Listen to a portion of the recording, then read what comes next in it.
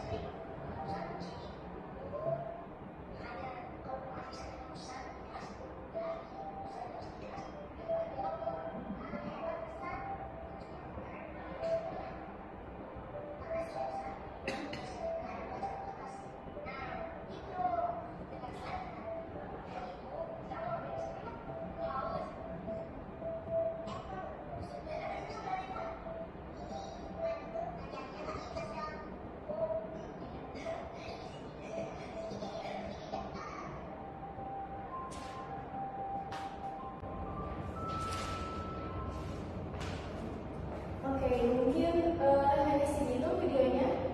Nah, di sini aku bisa menyimpulkan bahwa video ini tuh seperti apa? Oke, baik, tidak ada ya. Nah, jadi dari video ini tuh kita tuh belajar gimana sih caranya berbuat baik, tapi kita tuh harus ikhlas gitu. Nah, seperti tadi, seperti kata Kanisa, kita tuh harus berbuat baik tanpa mendapatkan imbalan gitu. Jadi kayak udah baik itu mau nolongin teman tanpa harus dia tuh harus ngasih segala sesuatu atau harus bilang makasih. Kita ya udah baik bantu turun aja gitu. Dulu, nah lakukan semuanya hanya karena Allah, maka segala hal akan menjadi indah. Nah ini itu nyambung juga dengan materi kita hari ini, yaitu tentang niat ya teman-teman. Nah, kenapa sih kita harus mempelajari niat? Nah, dari tujuan pembelajaran kita ini, niat itu sangat penting ya teman-teman. Karena dengan niat kita bisa tahu caranya berbuat baik tanpa minta dipuji, terus bisa caranya mengimplementasikannya di kehidupan nyata seperti itu. Nah, kita masuk ke pengertian terlebih dahulu ya. Apa sih niat itu? Nah, niat itu secara bahasa merupakan niat dalam bahasa Arab, berarti kehendak atau maksud dalam hati. Lalu secara istilah adalah keinginan hati untuk melakukan sesuatu amal ibadah karena Allah Subhanahu wa Ta'ala. Jadi niat itu bukan hanya sekedar diucapkan gitu, tetapi tumbuh dari tekad yang kuat seperti ketika kita sholat nih. Nah, kan bukan hanya sekedar ketika mengucapkan usolli seperti itu kan, tetapi harus bertekad dalam hati ini tuh sholat untuk Allah atau untuk dipuji orang seperti itu. Selanjutnya, jadi niat itu berdasarkan dari hadis arba'in yang paling pertama, yaitu dari Amirul Mukminin Abu Hafs Umar bin Al-Khattab radhiyallahu anhu, semoga Allah memberkatinya. Ia berkata bahwa ia mendengar Rasulullah Shallallahu Alaihi Wasallam bersabda, "Innamal a'malu binniyat wa innamal likulli imri'in ma nawa." Sesungguhnya setiap amalan tergantung pada niatnya. Nah, jadi di sini tuh sudah terpampang jelas ya, semua amal yang kita lakukan itu pasti tergantung pada niatnya seperti itu. Nah, apa sih pentingnya berniat dalam kehidupan kita tuh? Yang pertama, karena itu tuh untuk menentukan nilai amal apakah diterima atau enggak sama Allah tuh gitu. Kayak niat kita tuh hanya untuk Allah atau dipuji orang seperti itu. Yang kedua yaitu membedakan ibadah dari kebiasaan. Contohnya niat dari mandi biasa dan mandi junub pasti beda kan. Kalau mandi junub nama itu dosa dan lain sebagainya. Kalau mandi biasa ya udah kayak itu beda lagi niatnya. Kalau yang ketiga menunjukkan keikhlasan. Jadi niat kita tuh ikhlas gak sih melakukan ibadah itu atau berbuat baik ini tuh, apakah hanya untuk minta dipuji oleh yang lain gitu, atau mau dilihat sama gebetan kalau aku tuh ibadahnya bagus loh gitu. Enggak kan? Nah, yang selanjutnya yaitu menjadi awal dari setiap amal soleh. Nah, setiap perbuatan itu bisa menjadi amal soleh ketika kita melakukan niat yang baik dulu, bukan niat yang jelek gitu. Selanjutnya, kedudukan dan syaratnya. Yang pertama, niat itu menempati posisi paling pertama ataupun menjadi fondasi dalam setiap amal gitu. Imam Nawawi pun berkata, hadis tentang niat merupakan salah satu landasan utama dalam Islam. Artinya, niat itu bukan hanya untuk ibadah loh teman-teman, bisa juga buat bisa juga buat perbuatan baik lainnya kayak membantu teman, tapi niatnya untuk yang baik aja, juga minta pujian dari teman kayak sini baiknya membantu aku terus gitu. Padahal mah harusnya niatnya lillahi ta'ala ya, seperti itu. Syarat niat yang benar gimana sih? Nah, biar niat kita diterima sama Allah gimana ya?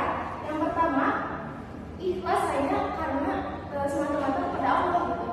Jadi gak mengharapkan pujian dari makhluk hidup dan gak perlu feedback gitu dari temannya gitu. Kayak aku udah membantu dia tapi kok dia gak bantu aku balik ya. Nah, itu gak boleh ya teman-teman, harus lillahi ta'ala karena setiap kebaikan itu pasti ada balasannya dari yang lainnya gitu. Yang kedua itu sesuai dengan tuntunan syariat atau ittiba. Nah, jadi dilakukan itu sesuai dengan syariat Rasulullah SAW. Contohnya itu salat duha harus tuntunannya sama, caranya kayak gimana, sesuai tuntunan Rasulullah. Nah, kita tuh pasti adalah kesalahannya dalam berniat gitu, pasti menyeleweng. Yang pertama, salah satunya itu contohnya riya, pamer ibadah, yaitu melakukan ibadah biar dilihat atau dipuji sama orang lain. Nah, itu gak boleh ya. Contohnya itu kayak kita tuh sholat jadi lebih khusyuk kalau di depan teman-teman doang, tapi pas sendiri kita sholatnya tuh cepatnya cuma 5 detik gitu. Nah, itu tuh gak boleh ya. Nah, yang kedua ada sum'ah, yaitu ingin didengar, beramal tapi biar orang tuh tahu kalau dia itu beramal. Contohnya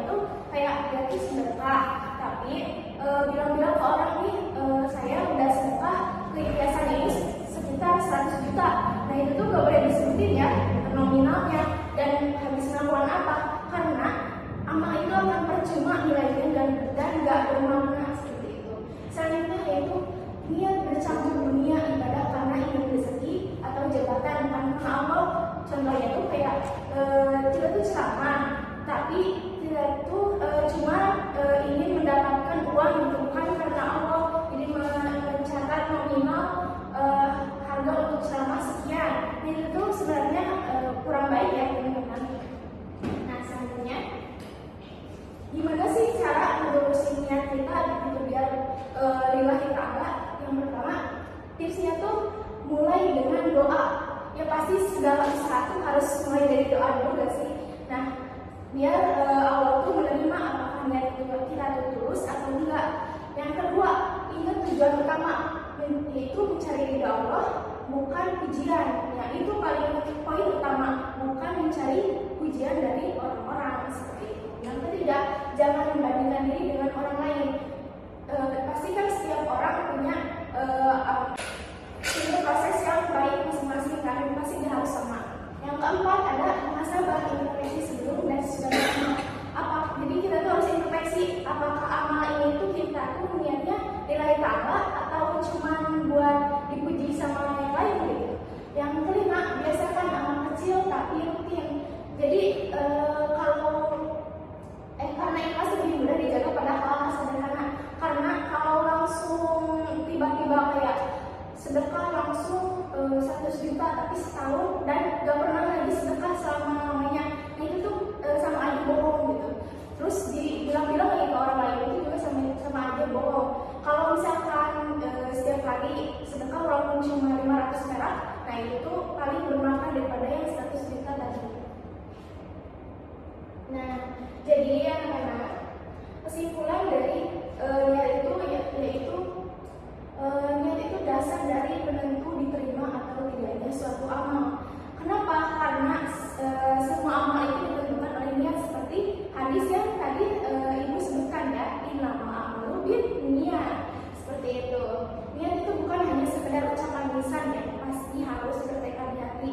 Jadi ketika sholat juga gak boleh cuma ngucapin, tetapi harus tumbuh di dalam hati juga bahwa sholat kita tuh lillahi ta'ala gitu. Nah, dengan niat yang benar dan hati yang ikhlas, setiap langkah dan perbuatan kita akan bernilai di mata Allah. Nah, mungkin cukup sekian materi dari Ibu. Apakah anak-anak ada pertanyaan? Tidak. Baik. Sebelum penutupan dari materi kali ini, Ibu akan membagikan kelompok menjadi 3 untuk presentasi di minggu depan ya, tugas. Nah, yang